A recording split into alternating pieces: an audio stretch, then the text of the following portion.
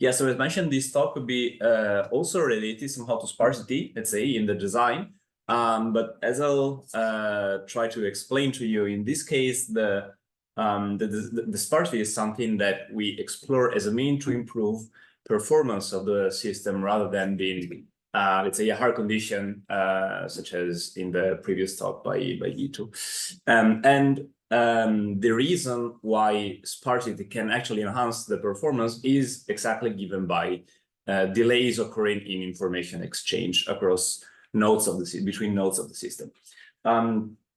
I'm not sure, Guido, how much of motivation you covered in your You can motivate it again, doesn't matter. but just to put this in a bit into context, the, let's say, focus here is especially on large scale control systems. So where you have a lot of agents that might be scattered across very large spatial area. So such these examples show. And of course, in these cases, you must use wireless communication, which is, I mean, for the control community is not always, let's say, for granted, because somehow you just have wired communication instead. In that case, delays are typically not an issue. But in these cases, the transportation delays caused by wireless channels are, let's say, usually non-negligible and might have repercussions on the control system, especially if agents that communicate over wireless exchange information in order to implement feedback, for example. So I must wait for my neighbor to communicate some data, and then I can implement some control or some control actions. So all these examples show such scenarios, and in this case, this is typically with the concept that you see in the literature, that is tackled in the literature. So if you would try, if you want to plot resources against some cost, some metric of performance here, what is usually assumed is that if you put more resources on the network, on the system, you are able to decrease your cost through some, of course, careful design. So in our case, in this case, I'm gonna explore here with you now, the resources are the links that you can deploy on the network. So for example, if you can, well, this might not immediately apply to all cases, but if you have a fixed sensor network, for example, or a power grid, or a multi-robot system where you can control the communication radius of each individual robot, then by tuning these parameters, you can also decide how many links are deployed on the communication network, as well as how dense communication is. So this is the resources I'm gonna consider. And this is also, so this plot is also the case in the literature for this kind of instance, where typically you assume that if you can deploy more communication links, then information is gonna spread quicker across the network. And so you can improve your control performance. And this relates to a very classical trade-off that's been explored quite a lot in the literature. This is what I've just seen. So when I talk about distributed control, this is what I mean. So each agent implementing locally some control law based on feedback from neighbors. So the question that arises here is, okay, this let's say this trade-off has been noted, has been explored theoretically, but if I think about a practical system, do we really need to use lots of communication links to improve performance, to get a good performance of the system? And this is the question I'm gonna start from now. So first of all, I'd like to thank my collaborators. This actually work I did during my PhD. So I was still in Italy back then. Luca was my supervisor, and then Mihailo and Vijay, we've been collaborating through the years. Okay, so how to choose the controller architecture. So again, which links, how many and which links are deployed across the communication network. So this trade-off that arises is typically to balance between control performance. So for For example, a very typical control task obstructing the mouth is making the state go to 0 as fast as possible. So if it goes to 0 very fast, performance is good. On the other hand, you must also account for practical complexity of the implementation. So for example, if your system is modular, if you can add, for example, an agent and link it quickly to the rest of the network, maintenance, communication costs, and so on and so forth. So these two aspects usually balance, let's say, decide how the architecture that's implemented. However, I want to put a question mark here because the fact that the centralized controller here means all-to-all communication. So you have a complete communication graph. This typically assumed to be optimal in the sense that that's the fastest information exchange that you can imagine. And so it's, let's say, usually assumed to be to yield the best performance, the highest performance. But I want to put a question mark here because I argue this might not always be the case, and we've tried to come up with a, let's say, assumption that might reflect some realistic scenarios that might fail that concept, but which is very crucial though, because this concept directly, let's say, from this concept, this trade-off directly emerges, right? Because you would like to be all the way to the right, so so communicate as much as possible. But if this doesn't hold true, then well, you must rethink your system design. So the assumption is that if you want to add communication links anywhere, let's say across the network, just to be simple, you will pay this through an increased transportation communication delay across the links. And you might imagine this of course is an assumption, so let's say is an abstraction, but it might relate to several communication protocols that you could implement over the network. So just to draw a simple case, if you only have each agent, each robot here communicating with 2 neighbors, short delays. If you also add these links, so 4 neighbors now, longer delays. Okay. And what this is a preview, spoiler of the next slides, but I'm gonna of course explain this better, is that under this assumption, the optimal controller architecture indeed is not all-to-all, is not the complete graph, but it's, let's say, sparse in general. So just picking a few communication links that nonetheless will provide high performance. And this is due because intuitively, and so this is the composition of the cost function of the system.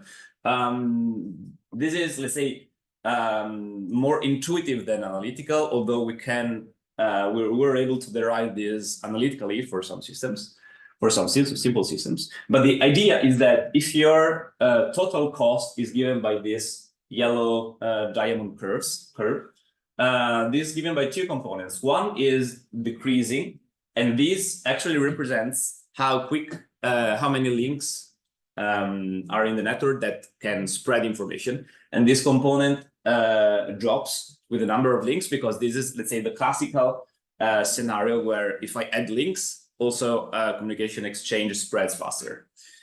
So this let's say, component of the cost is saying, okay, you can indeed, you should indeed increase the communication links, add more communication links.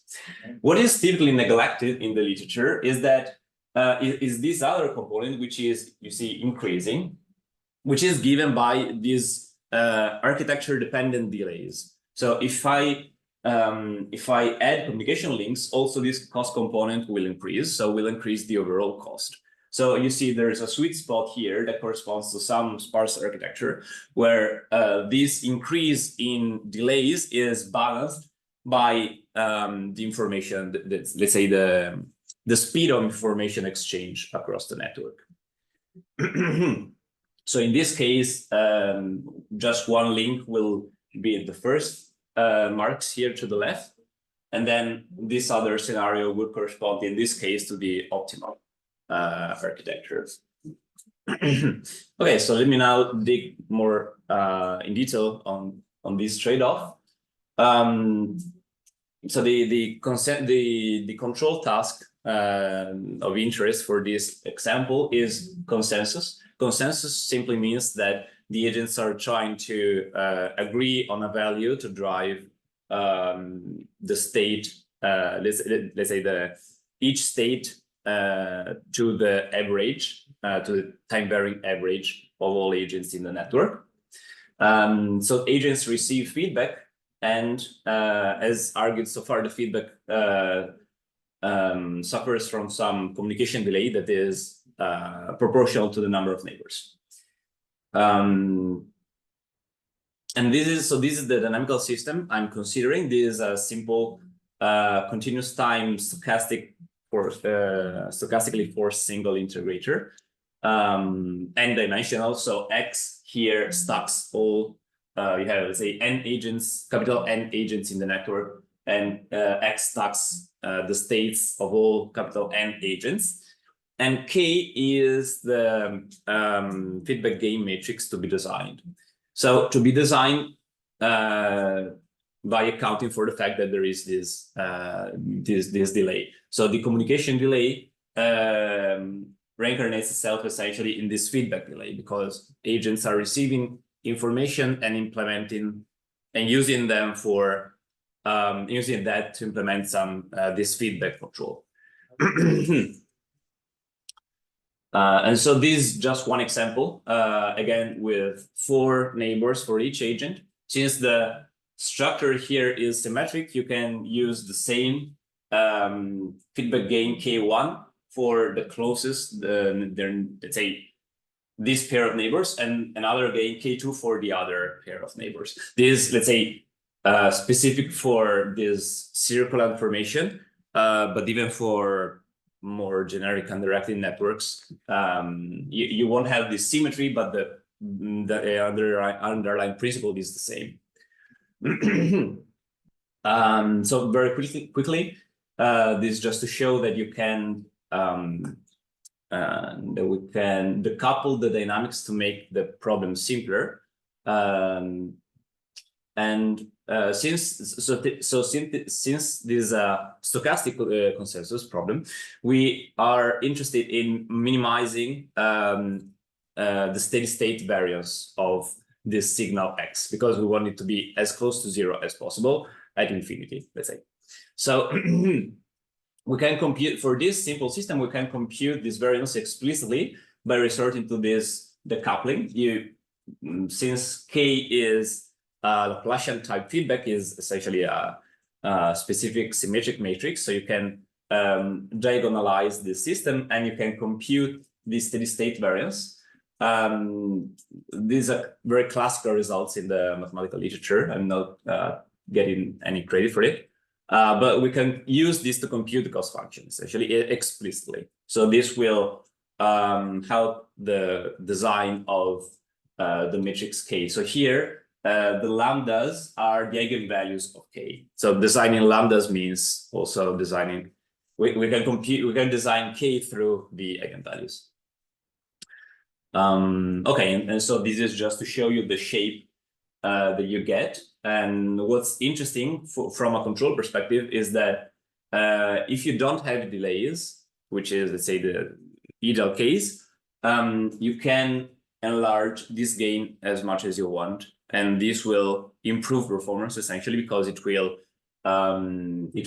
this curve will decrease and will tend to 0 at infinity. But with delays, you can't do that, because you see this variance blows up both on the left and on the right. And you have some clear-cut boundary. That's that one that sort of encapsulates where the gains should be at.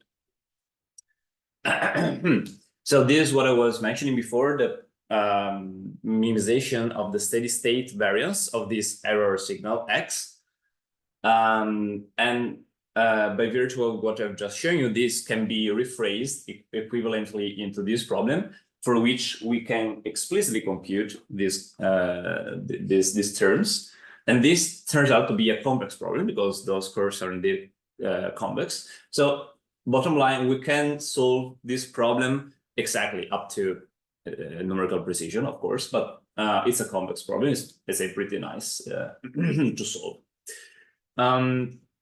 What turns out, you can't neglect the two curves here, but just look at the one curve, let's say. So if the delay is constant or zero, which is the, again, standard scenario that's assumed in the literature, this steady state variance will decrease. So here on the X, you see the pairs of neighbors. So in the circulant matrix, in the circulant graph I showed you earlier.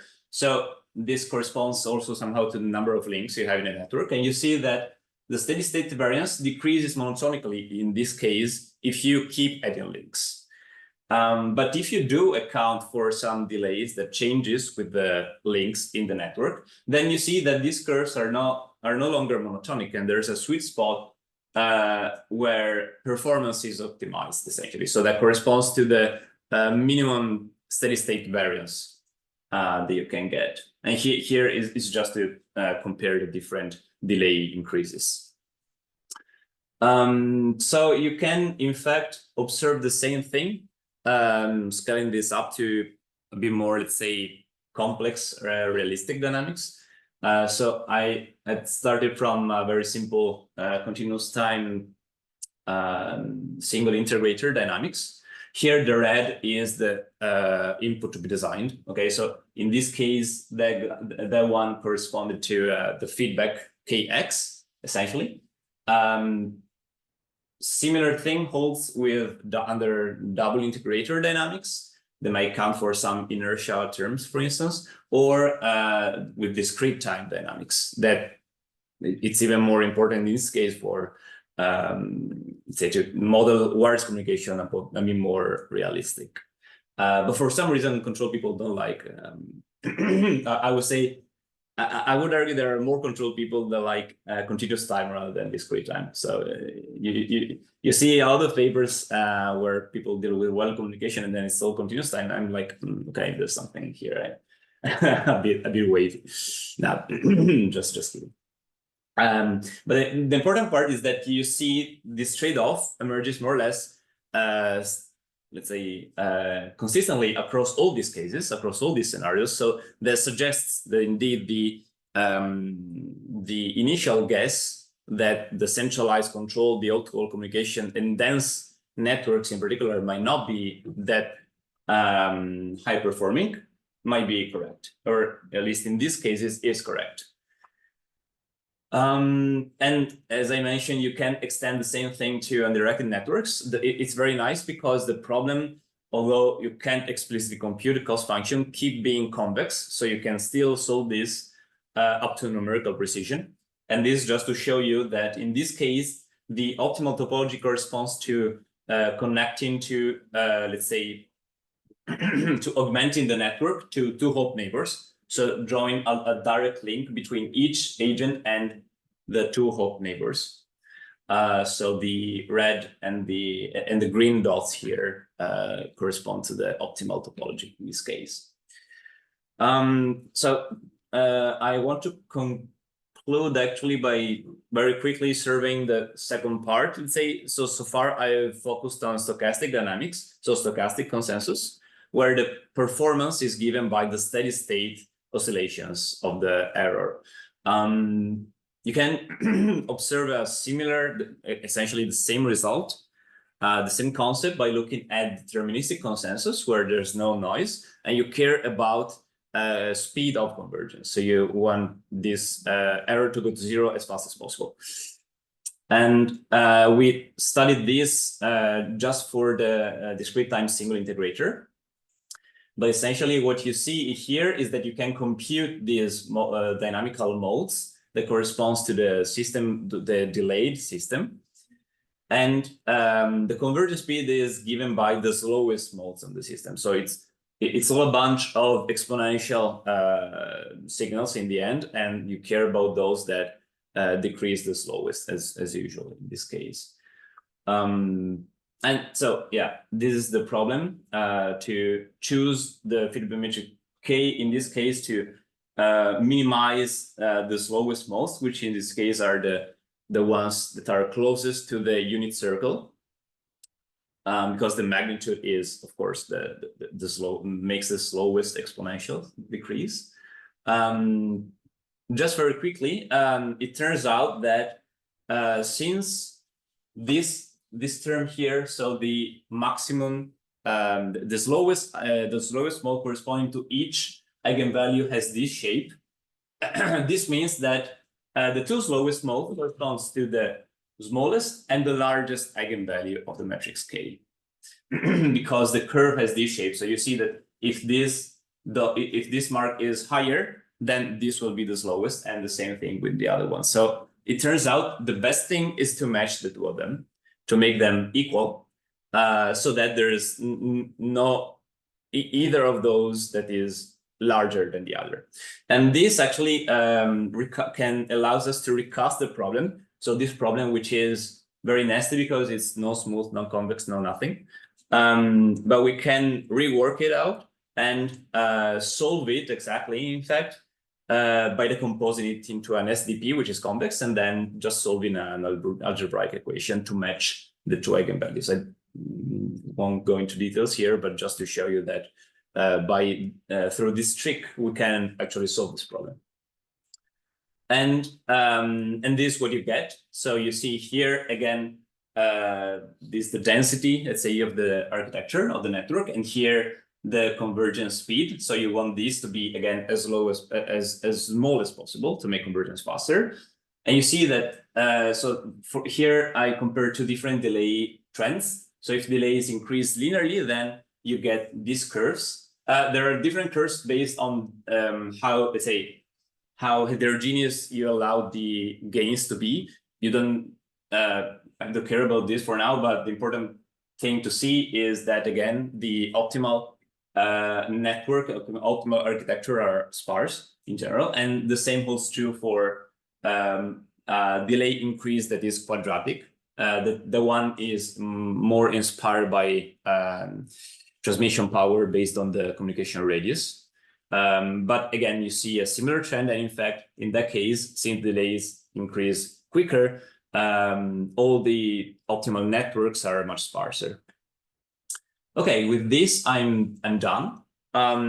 Just to quickly recap, I've shown that the optimal architecture of a distributed controller may heavily depend on how quick these delays in information exchange vary with the number of links, and especially that the optimal architectures might be sparse, which is I would say, quite in stark contrast with the control literature, where you typically you do assume this trade-off between performance and complexity, but that's typically not like by looking directly at the cost function. You simply, for example, regularize, in that case, the number of communication links. But here it's really focused on optimal performance.